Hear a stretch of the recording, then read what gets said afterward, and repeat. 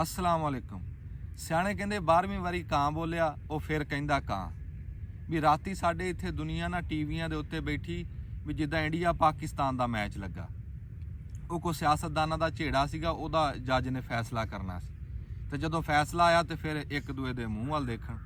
वो सियाणे कहंदे ने सारी रात हीर सुनी ते सवेरे पुछदा भी हीर बंदा सी कि तीमी सी।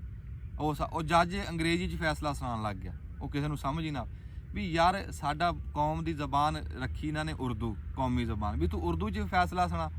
मैं क्या यार मुल्क गरीब जिहा ते जज जिहड़ा अमरीका का रखा, उंज चाहे कारकरदगी अदालतां दी जिद्दां दी भी आ भी बंदे फाहे लग जाते हैं तो फैसले बाद च आते हैं। हुण तां रुझियां ही ये सियासतदानां वास्ते हैं, बाकी आवाम की तो उत्थे गल ही कोई नहीं। पर बोलते अंग्रेजी आ, कारकरदगी जिद्दां दी भी आ, बोलनी अंग्रेजी इन्हां ने।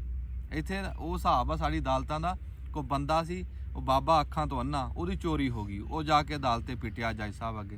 जज साहब कहंदे भी तू आखे फिकर ना कर, तैनूं इंसाफ हुंदा दिखूगा तो मैं टंग दूं चोरां नूं। कहंदा ठीक है जी। कोई साल छमाही केस चलिया, अखीर फैसला चोरां दे हक च आ गया। वो बाबा पिटिया, कहंदा जज साहब तुसीं तां कहंदे सी इंसाफ हुंदा दिखूगा। तो जज अगों बना सवार के कहंदा कि इंसाफ होया दिखिया भी, हुण तू है ही इन्ना, हुण तैनूं किथों दिखे।